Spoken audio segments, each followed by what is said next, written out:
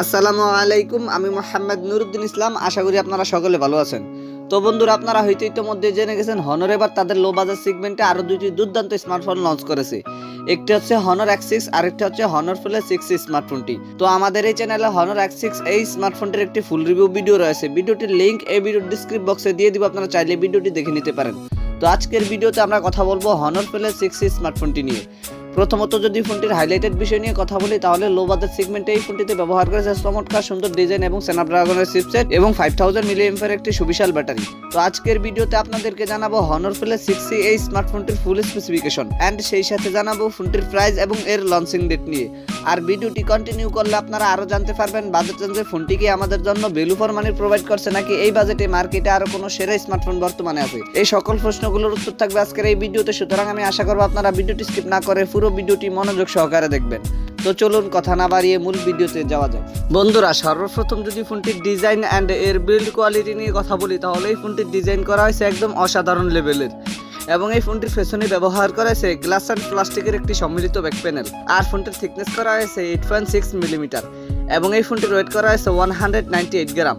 এই ফোনটির রিয়ার প্যানেল আসলে আপনারা একটি ক্যামেরা বাম্পার মধ্যে পেয়ে যাবেন ডুয়াল ক্যামেরা সেটআপ। আর ফোনটির ফ্রন্ট পার্ট আসলে ফুল ভিউ ডিসপ্লের মাঝখানে থাকছে একটি you shape not camera setup. এই ফোনটিকে আপনারা ব্ল্যাক, সিলভার এন্ড ব্লু এই তিনটি কালারেই পেয়ে যাবেন। তো ফোনটির ডিজাইন নিয়ে বলতে গেলে পার্সোনালি হনর প্লে 6 এই স্মার্টফোনটির ডিজাইন আমার কাছে অনেক ভালো লেগেছে। আপনাদের কাছে ফোনটির ডিজাইন কেমন লেগেছে কমেন্ট করে অবশ্যই জানাবেন।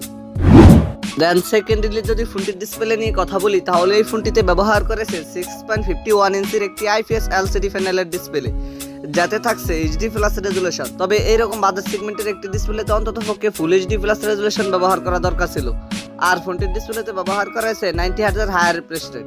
ফোনটির ডিসপ্লেতে 90 হার্জ হায়ার রিফ্রেশ রেট ব্যবহার করা গেমিং এর সময় ফোনটির ডিসপ্লে থেকে আপনারা স্মুথ একটি পারফরম্যান্স পেয়ে যাবেন। এবং এই ডিসপ্লেটিতে ব্যবহার করা হয়েছে 270 ppi ডেনসিটি। তো ফোনটির ডিসপ্লে নিয়ে আমার আর কোনো কথা বলার নেই। আপনাদের যদি ফোনটির ডিসপ্লে নিয়ে কোনো কথা বলার অথবা জানার থাকে, তাহলে কমেন্ট বক্সে লিখতে পারেন।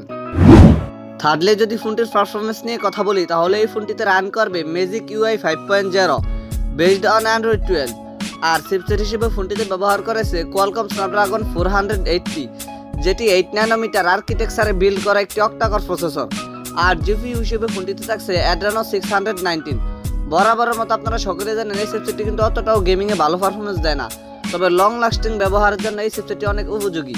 এই ফোনটিকে আপনারা 6128 এন্ড 8128 এই দুইটি ভেরিয়েন্টে পেয়ে যাবেন। ফোনটিতে কেবল আপনারা দুইটি সিম কার্ড ব্যবহার করতে পারবেন, কিন্তু আলাদা কোনো ম্যাক্রো SD স্লট ব্যবহার করতে পারবেন না। ফোনটির ক্যামেরা সেকশন নিয়ে কথা বলতে গেলে, এই ফোনটির রিয়ার প্যানেলে ব্যবহার করা হয়েছে দুইটি ক্যামেরা, যার মেইন সেন্সরটি 13 মেগাপিক্সেলের। সেকেন্ডারিতে থাকছে আরও একটি ক্যামেরা। ফোনটির রিয়ার ক্যামেরা দিয়ে আপনারা সর্বোচ্চ ভিডিও শুট করতে পারবেন 1080p 30fps রেজুলেশনে। আর সেলফি ক্যামেরা হিসেবে ফোনটিতে ব্যবহার করা হয়েছে 5 মেগাপিক্সেলের একটি ওয়াইড ক্যামেরা।